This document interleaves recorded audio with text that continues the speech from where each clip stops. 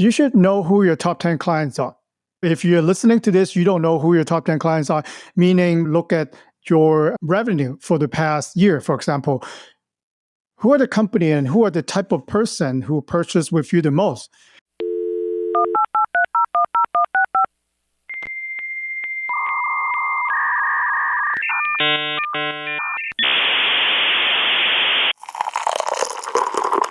That's good.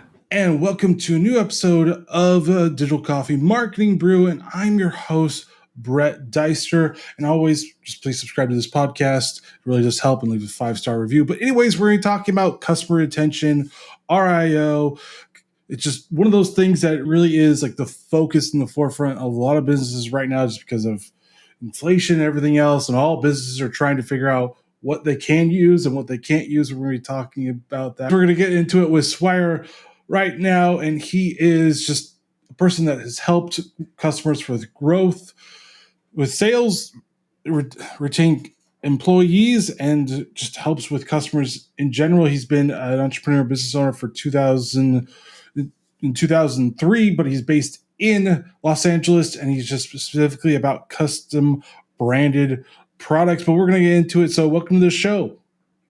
Thank you for having me on the show, Brad. It's nice to be here. Yes, the first question is, all my guests is, are you a coffee or tea drinker?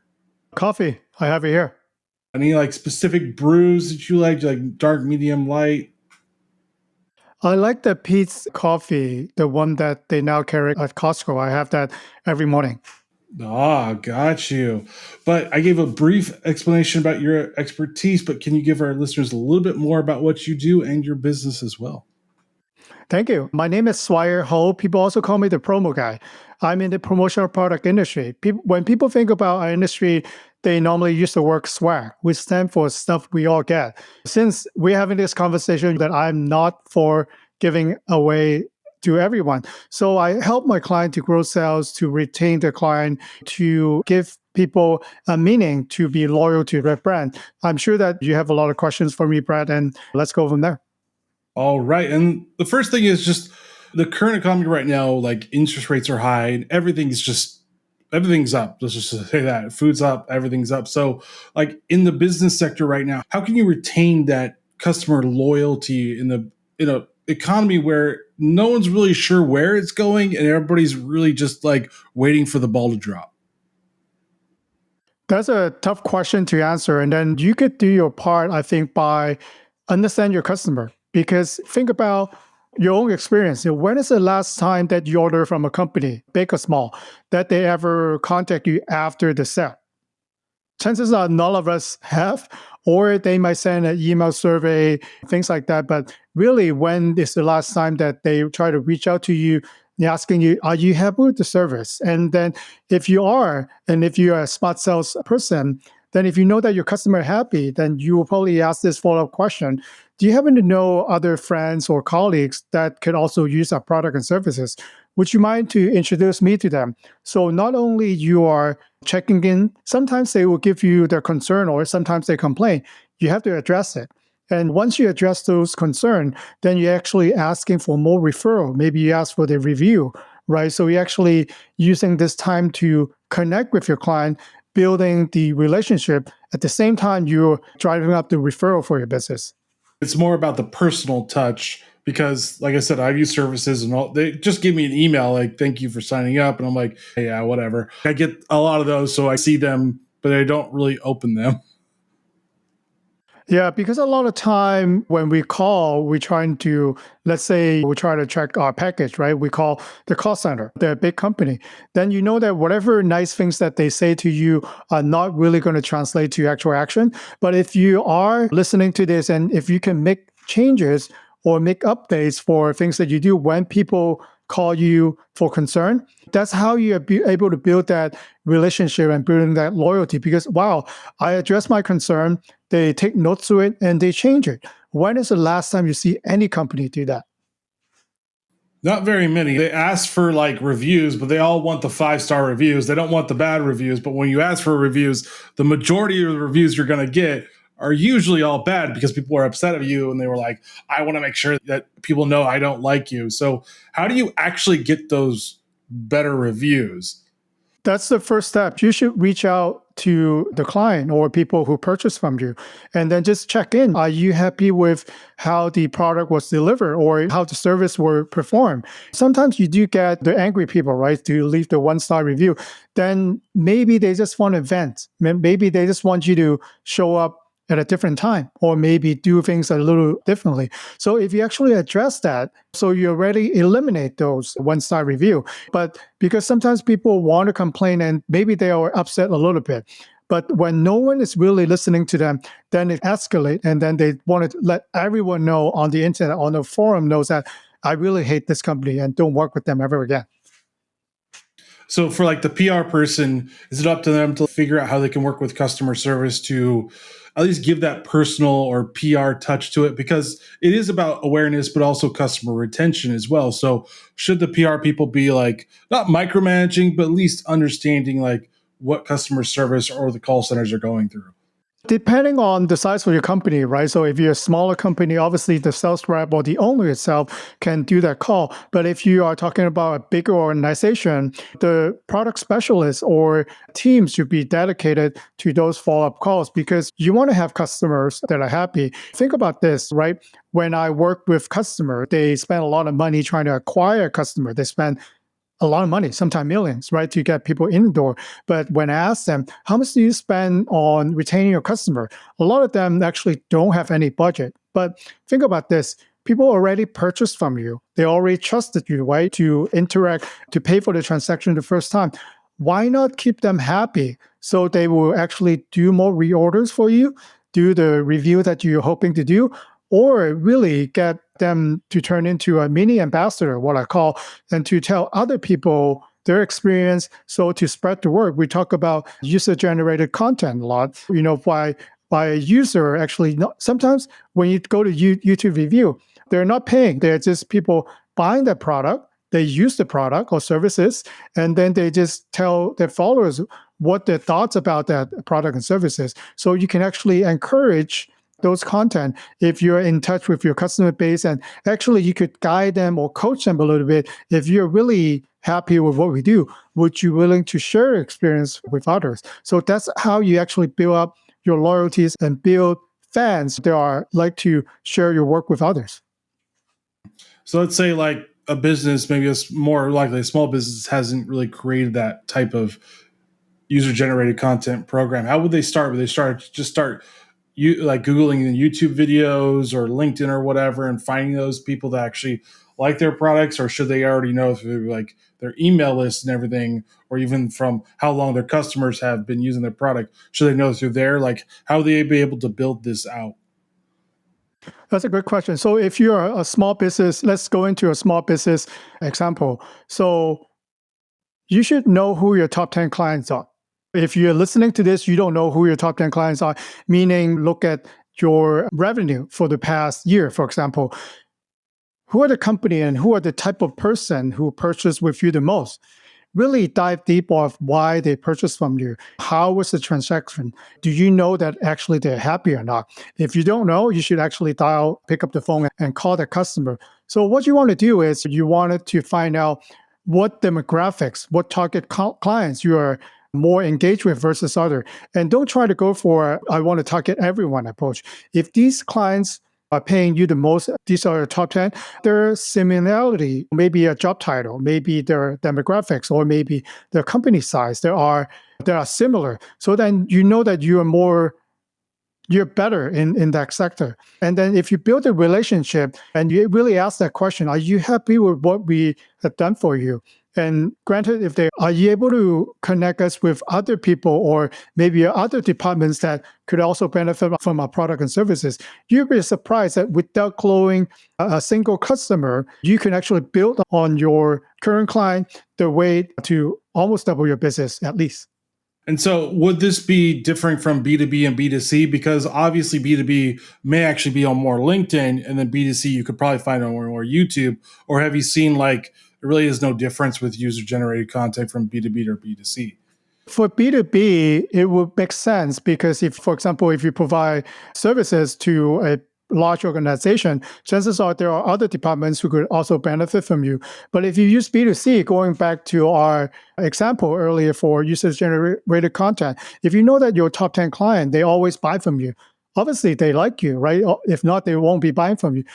Are you willing to get on maybe on a call or maybe do a short video? We all have our cell phones, right? It's easy for us to do a quick video or record something that you want. So you're actually encouraging your top 10 clients, if you're B2C, for generated content, because we care more about what others say about your company than what you're saying about your company on ads. And would this tie into like retention and loyalty as well? Because every business wants that loyal customer, because with a loyal customer, they're more willing to buy. And then that also allows for them to do word of mouth, because we all know word of mouth is king. It's always been king. There's nothing you could do to do anything better than word of mouth. Word of mouth is just like the top end of marketing, because you have to do the least amount of work, but you get the most impact out of it. Yeah, happy customers are a loyal customer. It starts from the top, right? You have to make sure that your customers are happy, so they will keep coming back, and they might have a chance to tell their friends or spread the word for you. And ultimately, if you do everything right, you can actually turn them into a mini ambassador. There are brands that we are connected. Like when you ask me what coffee I drink, Pete's don't pay me nothing, right? I pay money to buy my own coffee. But since I like it so much, right? And I talk about it on the podcast. So in a way, it might spark curiosity. If you haven't tried Pete's coffees that are on sale at Costco, they might actually try it. These are ways that you could coach your client, and then to make sure that they're happy, and then for ways that they could share how good you are. These are something that takes time to plan, but it will be beneficial to a company. You don't always want to look for a new customer. Keep your current client happy and keep them engaged, and build more repeat customer. So you'll be surprised that you could grow your business faster that way. It's true. It's easier, or it's cost effective to keep existing customers than it is to buy new customers, because you got to do a lot of marketing. You got to convince them. I think it takes an average about like 7 different points of interaction to get a new customer. It's just a lot of extra work to get new customers and to keep the existing ones happy. Mm-hmm. Yeah, it's a lot cheaper to keep a current client than to spend money always prospecting, which you should be doing. But always think about your current client too, and ask them this question. And people don't do that much often. With all the choices that you have, why did you decide that you wanted to purchase from you? So that's like the golden question. These are paying customer. I don't really care what industry that you're in. If you're in business, then you have competitors, and people have choices, right? Either your competitor, or they can choose not to buy, right? They can always choose not to buy. They decided to spend money with you. Don't you want to know and get into the mindset what you have done right? So you'll be in for a treat. Sometimes they will tell you things that you have not thought of. And if you're doing that thing, maybe if you wanted to add more to it, that's where you should double down. Let's say there is a customer and they've been buying from you, but then you start to see that maybe they don't want to buy you anymore, or like they canceled it. And we all get those things like, why you canceled it? I don't really want to answer questions.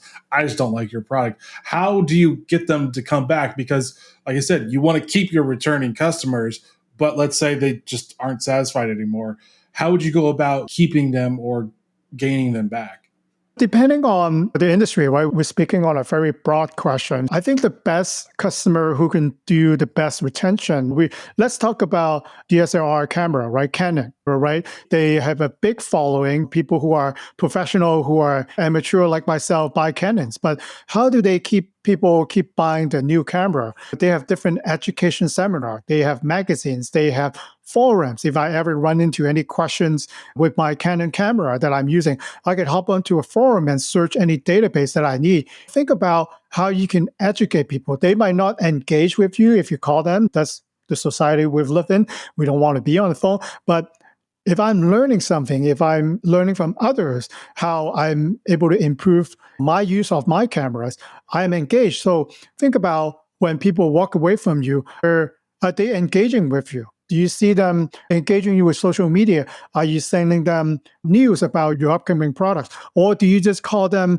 at your annual renew? So those are something that will contribute why people are leaving your company. And how do you convince just let's say you because you have to do both. You have to keep your regular customers, but you have to convince new customers because you always every business is looking for new customers. It's just you have to balance it out. So how do you get that, or how do you convince new customers about your return on investment? Because that's the big question is like, how do we get people to come over? Let's say they're using a competitor, but we need to figure out our RIO and we need to convince them that our return on investment is better than theirs. So how do you figure that part out? That's $1 million question, right? So if we can answer that, then we can solve a lot of problems. I would say if it was me to do that, I will go back to what I talked about, find out who your top 10 customers are. So look at these 10 businesses or 10 individual, right? If you're B2C, look at if you could find any pattern in there. So then you know who to go after. If you target, if those your top 10 fits the criteria of the new prospect that you are going after, so then you are highly likely chances to get that. If you're talking about small business, you shouldn't focus everyone everywhere. It's okay to focus on a niche, and you have to be comfortable about where you are so your marketing message are more clear because you're talking to a specific type of audience and you don't just blast it out to everyone in the universe or on social media because not everyone can relate it to the message or the product and service that you offer.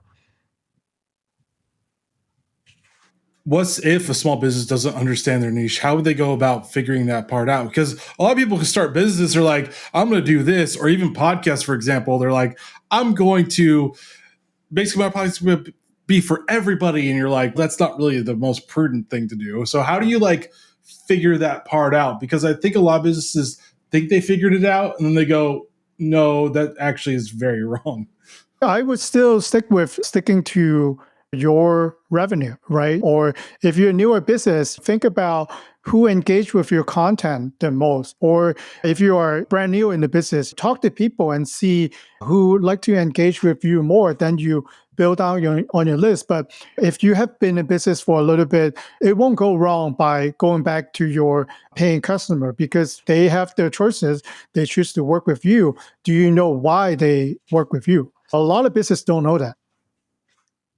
So it's about figuring out from your return customers and your loyal return customers, let's say 5 years or maybe 2 or 3 years or some type of longevity, like what they like about the product, and then doing PR and branding that out, be like, this is why people love us. It could go on to a lot of business because, there are people who think buying a camera at $500 is expensive, but there are professionals who not even look at $500 camera. So you might think that your product and services might be expensive or obscure, weird, whatever that it is, because you're not talking to the right audience. If you are finding the right audience who are willing to engage with your content, I know you're a gamer yourself, Brad. Like if I am playing a different game than you are, if you're really enthusiastic about your game, since I don't play your game, I won't be listening to you. So it's your job to connect with gaming industry. For example, they're hardcore fans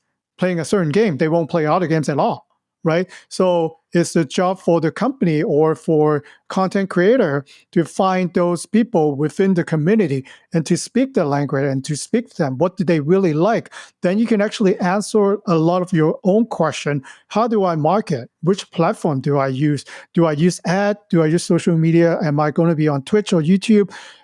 This can be answered if you really can think of that question. And if you have zero customers starting in day one, think of a dream customer who have unlimited budget, who are willing to buy what you sell. Who are they? What income level or what title or what demographics they're going to be in? And then you can actually build your own target audience based on that from your dream. Dang, if someone's selling a $500 camera and thinks that's expensive, please talk to me because it's not expensive at all. It just depends on who you talk to, right? So maybe, things that you would like to spend, but if you're talking about people that are not in that industry, so they will think you're ridiculous, but you're talking about the right audience, people who are engaged with those content, then it's a meaningful conversation and they want more. How do I get more from you, Brad? As a company, it's your job to find out who you really cater to. And then if not, dream up a dream client.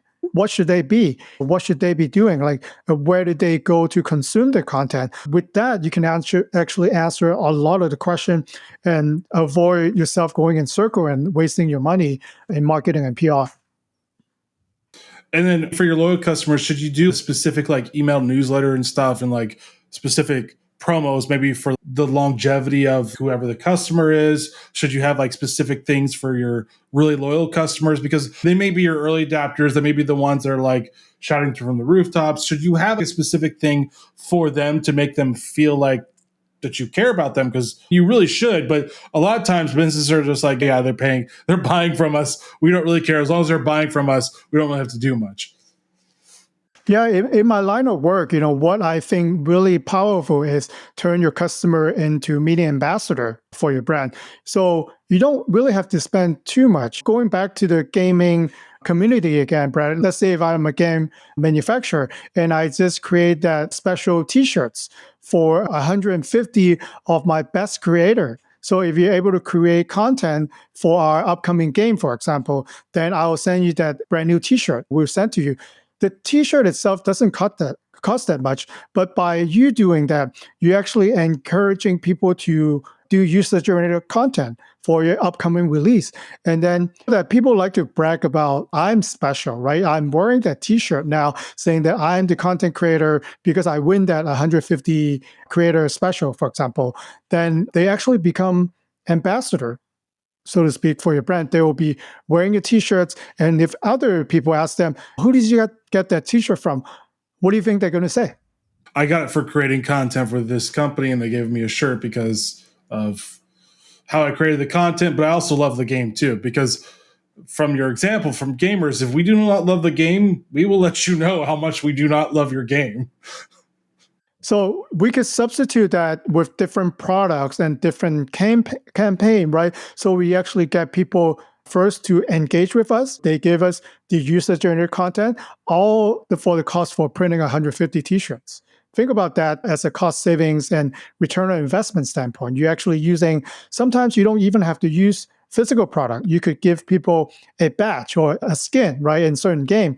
Then you get people go crazy, right, giving you all kinds of content. So smart company knows how to engage with their community, and different industry have different engagement that want to do. Maybe we're talking about moms that have kids in school. So that would be a different approach than gamers. And when we talk about maybe B2B, only CEO with respond, there are different approaches. That's why I don't like the word swag. I like to be focused and ask really deep dive questions. Who are our target audience? Who are they? Tell me more about who they are. Then when we pick the right promotional product for them, then we could be really specific and create something that they like and they will want to use it every single day of their life. And even going back to your camera thing, like it may be an exclusive LUT for them as well to use for video or their picture taking, depending on how they use your camera. Mm-hmm. Yeah, so there are a lot of creative ways. Even if you say, I don't have thousands of dollar budget, I have $300, right? So I'll tell you a good one. You could do $300 on one product, and then assuming that you already have a small social media following, do a sweepstakes. Say you tag a friend, do all the call to action that you want, sign up for a newsletter, maybe visit a new website, tag a friend. I can't tell you how many times that I did that just to try to win something that is $5. Yeah. Yeah, I agree with you with the goal on the sweepstakes is have one defined goal. So if it's like new people on your newsletter, have that defined goal. If it's getting people to buy more of your product, then have that one goal. If it's more social media following, have that one goal. But yeah, if you have 5 different ones, people are like, wait, what am I doing again? Yeah, I agree. And people listen to this podcast, they're like, man, you've got a lot of great knowledge and advice. How do they find you online to learn more? Think about it. If they wanted to talk business, Google me, Swire Ho, hashtag the promo guy. They'll see some of the work that I've done.